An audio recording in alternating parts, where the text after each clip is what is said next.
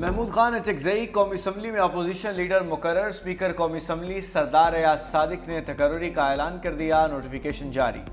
قومی assembly business rules کے تحت اپوزیشن لیڈر کی تقرری آج سے نافذ العمل ہوگی۔ اپوزیشن لیڈر کا عہدہ 9 مئی کیس میں عمر ایوب خان کی نااہلی کے بعد خالی ہوا تھا۔ محمود اچکزئی کو بانی پی ٹی آئی نے اپوزیشن لیڈر نامزد کیا تھا۔ Chairman P T I barrister Gohar نے محمود خان اچکزئی کو مبارکباد دی۔ کہا پارٹی میں کوئی دو رائے نہیں، مذاکرات کرنے ہیں تو پہلے اعتماد کی فضا پیدا کرنا ہوگی۔ پہلے بانی پی ٹی آئی سے فیملی اور لیڈرشپ کی ملاقات تو کرائیں۔ کل نوٹیفیکیشن ہونا تھا لیکن کچھ مروزی وجوہات کی وجہ سے نہیں ہوا۔ آج اسپیکر صاحب نے کر دیا تھا، پھر ہمیں اسمبلی میں بلایا اور الحمدللہ فائنلی محمود خان اچکزئی صاحب کا نوٹیفیکیشن ہو گیا۔ یہ ایک بہت اچھا عمل ہے کہ یہ پروسیس آدھو یہ ہمارا ہی حق تھا اور یہ ہمارا حق ہمیں مل گیا۔ میں اپنے طرف سے محمود خان اچکزئی صاحب کو بھی مبارکباد دیتا ہوں، پارٹی کو بھی کہ الحمدللہ یہ پروسیس کمپلیٹ ہو گیا ہے۔ الیکشن کمیشن نے اثاثے اور واجبات جمع نہ کرنے پر 159 ارکان سینٹ، قومی اور صوبائی اسمبلی کی رکنیت معطل کر دی۔ قومی اسمبلی کے 32، پنجاب اسمبلی کے 50 اور 9 سینیٹرز کی رکنیت معطل کی گئی۔ سندھ اسمبلی 33، خیبر پختونخوا 28 اور بلوچستان 7 ارکان کی رکنیت معطل ہو گئی۔ وفاقی وزیر مصدق ملک، سردار اختر مینگل، خالد مقبول صدیقی، ارشد وہرا، سید عبدالقادر گیلانی اور علی موسیٰ گیلانی کی رکنیت معطل ہوئی۔ سارا افضل تارڑ، مہرین رزاق بھٹو، فوزیہ ارشد، عابد شیر علی، مراد سعید، نور الحق قادری کی رکنیت بھی معطل کی گئی۔ دہشت گردوں کو سرحدوں سے اٹھا کر بحیرہ ہند میں ڈبو دیں گے۔ دہشت گردی کو 2018 کی طرح کچلا جائے گا۔ ٹی ٹی پی اور ٹی ٹی اے کو دشمنوں سے وسائل مل رہے ہیں۔ وزیراعظم شہباز شریف کی قومی پیغام امن کمیٹی کے ارکان سے ملاقات میں گفتگو۔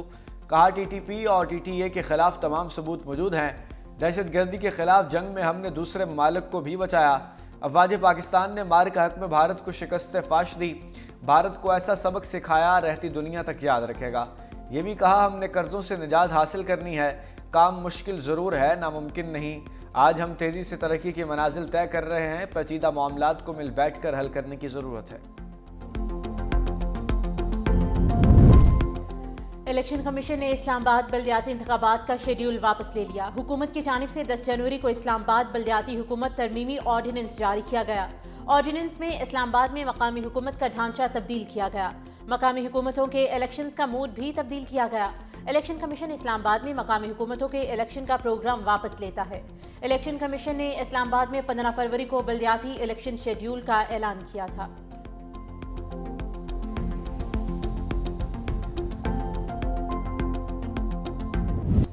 ایران کے معاملے پر سلامتی کونسل کا ہنگامہ خیز اجلاس، روس اور چین کی امریکہ پر کڑی تنقید۔ ایران کے خلاف طاقت کے استعمال پر مخالفت پر زور۔ روسی مندوب نے اجلاس کو سرکس قرار دے دیا۔ کہا کہ بیرونی قوتیں ایران میں موجودہ صورتحال کو جان بوجھ کر ہوا دے رہی ہیں۔ روسی مندوب نے مزید واضح کیا کہ کسی بھی جارحیت کی صورت میں بھرپور جواب دیا جائے گا۔ دوسری جانب چینی مندوب نے کونسل سے خطاب کرتے ہوئے کہا کہ امریکہ فوری طور پر ایران کے خلاف طاقت کے استعمال کی کوشش ترک کر دے۔ انہوں نے کہا کہ چین دنیا کو جنگل کے قانون کی طرف دیکھنے کے خلاف ہے اور کسی بھی ملک کی سالمیت کے خلاف طاقت کے استعمال کی مخالفت کرتا ہے۔ چینی مندوب کا کہنا تھا کہ ایران ایک خود مختار ملک ہے اور ایرانی عوام کو اپنے فیصلے خود کرنے کا حق حاصل ہے۔ ایرانی مندوب غلام حسین نے ٹرمپ انتظامیہ کو امریکی رژیم کہہ دیا۔ سلامتی کونسل کے اجلاس سے خطاب میں کہا کہ کشیدگی یا تصادم کا کوئی ارادہ نہیں، لیکن جارحیت ہوئی تو بھرپور جواب دیں گے۔ ایرانی اہلکاروں نے شہریوں کے تحفظ میں جان دی۔ امریکی مندوب نے جھوٹ اور غلط بیانی کا سہارا لیا۔ امریکہ کا ایران کی صورتحال پر سلامتی کونسل کا اجلاس بلانا شرمناک ہے۔ ایران میں مظاہرین پر داعش کی طرز کے حملے کیے گئے۔ فرانس اور برطانیہ کے رجیم دوہرا معیار اپنائے ہوئے ہیں۔ نام نہاد انسانی حقوق کی تنظیمیں اسرائیلی ایجنڈے کو آگے بڑھا رہی ہیں۔ مائک پومپیو نے مظاہرین میں موساد کے ایجنٹس کی موجودگی تسلیم کی۔ ایران میں ہلاکتوں کو بڑھا چڑھا کر مداخلت کرنے کا بہانہ تلاش کرنے کی کوشش کی گئی۔ ایران میں منظم طور پر سر قلم کیے گئے اور اہلکاروں کا قتل کیا گیا۔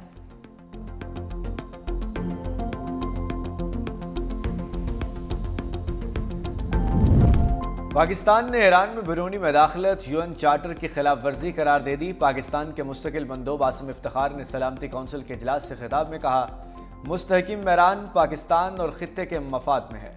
اقوام متحدہ کا چارٹر طاقت کے استعمال کی مخالفت کرتا ہے۔ ہم ایران اور خطے کی صورتحال کا بغور جائزہ لے رہے ہیں۔ ایران پاکستان کا برادر ہمسایہ ملک ہے۔ تمام تنازعات پرامن طریقے اور عالمی قوانین کے مطابق حل ہونے چاہیے۔ بیرونی مداخلت UN چارٹر کے خلاف ہے۔ ڈپلومیسی اور ڈائیلاگ اختیار کیے جانے چاہیے۔ مسائل کے حل کے لیے پاکستان سفارتی کوششیں جاری رکھے گا۔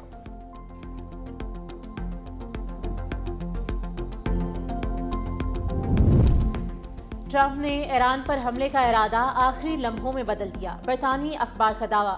دی ٹیلی گراف کی رپورٹ کے مطابق یہ تبدیلی خلیجی ممالک کی سفارتی کوششوں کے بعد عمل میں آئی۔ سعودیہ، قطر اور عمان نے امریکہ سے ہنگامی مذاکرات کیے اور صدر ٹرمپ کو فوجی کارروائی مؤخر کرنے پر آمادہ کیا۔ عرب ممالک نے موقف اختیار کیا کہ تہران کو اچھے عمل کا مظاہرہ کرنے کا موقع ملنا چاہیے۔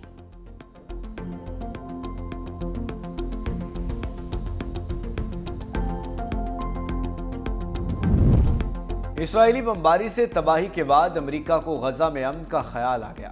صدر ٹرمپ نے غزہ کے لیے بورڈ آف پیس کے قیام کا اعلان کر دیا۔ ٹرمپ کا کہنا ہے کہ بورڈ آف پیس جنگ کے خاتمے کے امریکی منصوبے کا اہم مرحلہ ہے۔ بورڈ ارکان کے نام جلد جاری کیے جائیں گے۔ صدر ٹرمپ نے غزہ میں نئی فلسطینی ٹیکنوکریٹ حکومت کی حمایت کر دی۔ کہا کہ بطور چیئرمین غزہ پیس بورڈ نئی فلسطینی ٹیکنوکریٹ حکومت کی حمایت کر رہا ہوں۔ نئے فلسطینی قیادت کو بورڈ آف پیس کے اعلیٰ نمائندوں کی حمایت حاصل ہوگی۔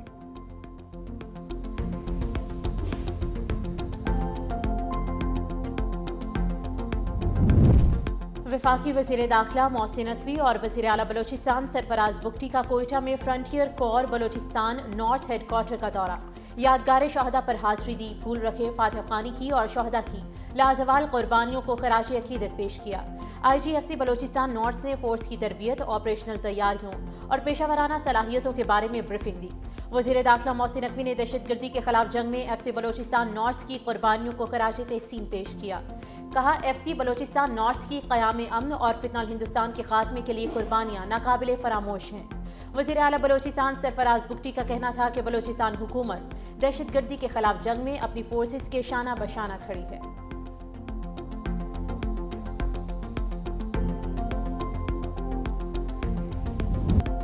لاہور سمیت پنجاب کے بیشتر اضلاع میں بارشوں کا امکان۔ PTM میں پنجاب کا الرٹ جاری۔ 19 تا 23 جنوری بارش سے سردی کی شدت میں اضافے کا خدشہ۔ مری، گلیات، پہاڑی علاقوں میں شدید برف باری کا امکان۔ لاہور، سرگودا، گوجرانوالہ، ساہیوال، ملتان، فیصل آباد، ڈیرہ غازی خان اور بہاولپور ڈویژن میں بارش کی امید ہے۔ متعلقہ محکموں کو الرٹ رہنے اور پیشگی انتظامات کرنے کی ہدایات جاری کی گئی۔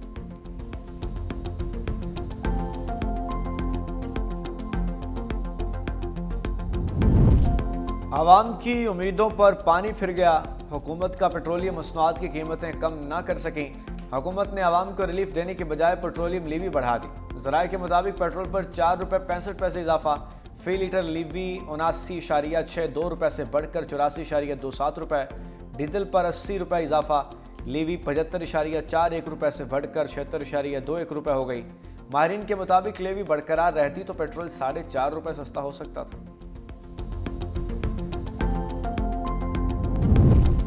FPCCI کے عہدیدار ملک میں انڈسٹری کے خراب حالات پر پھٹ پڑے۔ وزیر اعظم سے نوٹس لینے کا مطالبہ کر دیا۔ اسلام آباد میں پریس کانفرنس کے دوران پنجاب کے سابق وزیر صنعت اور FPCC عہدیداروں نے کہا کہ ملک میں صنعتیں وینٹیلیٹر پر ہیں۔ وزیر اعظم سے درخواست ہے کہ وینٹیلیٹر پر موجود انڈسٹری کو بچا لیں۔ صنعتوں کو مہنگی بجلی مل رہی ہے۔ ریئل اسٹیٹ انڈسٹری تباہ ہو چکی ہے۔ صرف فائلز پر کام چل رہا ہے۔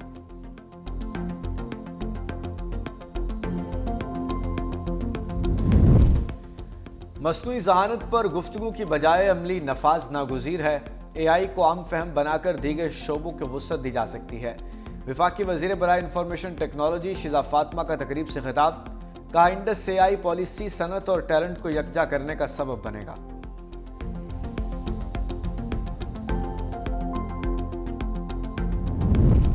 Chairman Peoples Party Bilawal Bhutto Zardari آج یورپ اور امریکہ کے دورے پر روانہ ہوں گے۔ بلاول بھٹو ڈیوس میں عالمی اقتصادی فورم اجلاس میں شرکت کریں گے۔ چیئرمین پیپلز پارٹی لندن بھی جائیں گے۔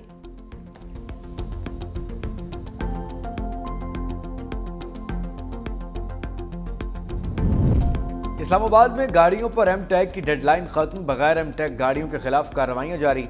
ڈی سی اسلام آباد کا ڈی جی سیف سٹی کے ہمراہ مختلف ناکہ جات کا دورہ، کہا بغیر ایم ٹیک گاڑیوں کو ناکہ جات پر روکا جائے گا۔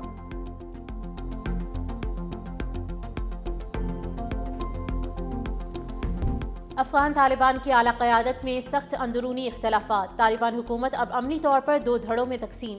بی بی سی کے مطابق قندھار میں موجود گروہ کی قیادت ہیبت اللہ اخوندزادہ کے ہاتھ میں ہے، جو ایک سخت گیر اسلامی امارت کے قائل ہیں۔ کابل میں موجود دھڑا نسبتاً عملیت پسند سمجھا جاتا ہے۔ ہیبت اللہ اخوندزادہ کی ایک لیک ہونے والی آڈیو کلپ میں انہیں متنبع کرتا ہوا سنا جا سکتا ہے کہ اندرونی تقسیم کے نتیجے میں اسلامی امارت کا خاتمہ ہو سکتا ہے۔